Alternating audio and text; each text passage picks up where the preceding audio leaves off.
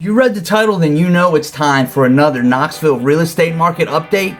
This time for the month of September 2021, and we're getting started right now.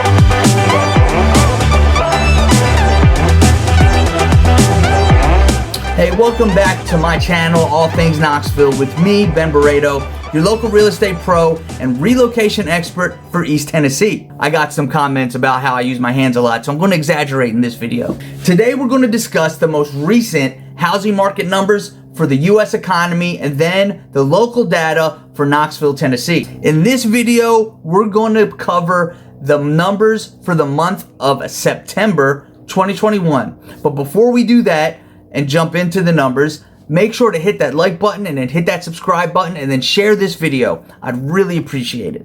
Hey, the reason I'm sitting down is because I have a foot injury, but I had to get this stuff out to you. And hey, if you're thinking about using a realtor, once my foot's healed, you should give me a call. I help people across this country every day, and I'd love to help you too. Now, with that said, let's jump into the numbers. So the national inventory of active listings declined by 22.2% over the last year, while the total inventory of unsold homes, including pending listings, declined by 12.6%. The inventory of active listings is down 52.5% compared to 2019. Newly listed homes are down 3.9% nationally compared to a year ago, and down 3.4% for larger cities over the past year.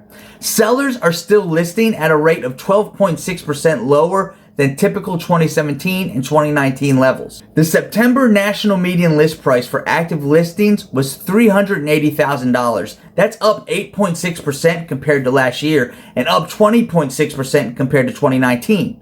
In larger cities, listings prices grew by 4.1% compared to last year. Nationally, the typical home spent 43 days on the market in September.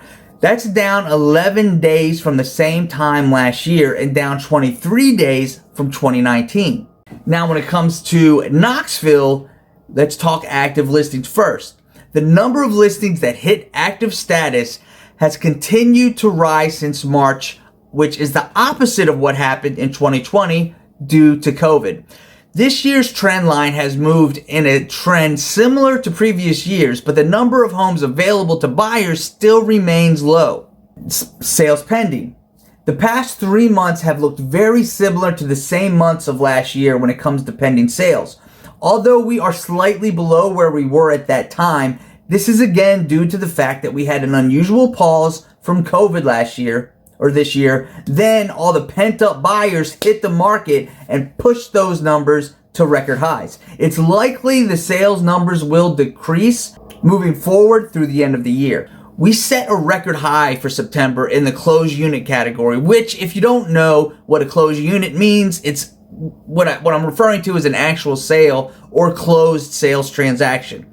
Though this number was high, it was almost identical to last year's totals. In fact, in every month this year, we have exceeded or matched 2020 sales.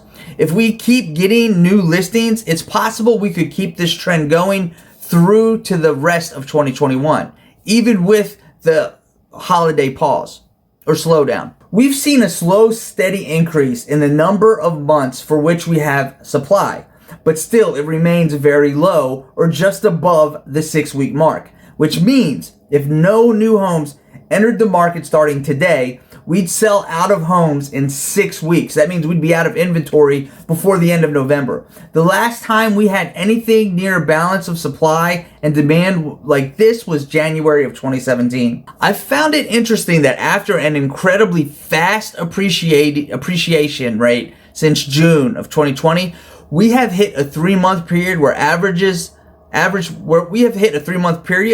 prices have remained relatively stable.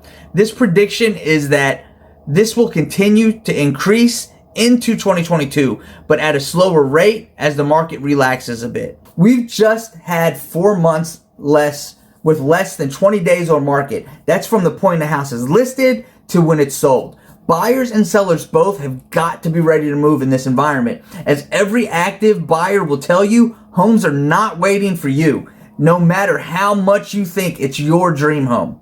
After a dip in the summer, again due to the COVID resurgence, showings have begun to increase again. and have set record highs for this time of year.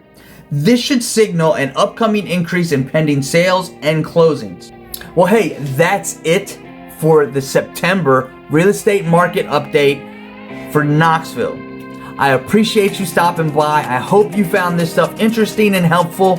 And of course, if you need anything, give me a call. And until next week, bye-bye.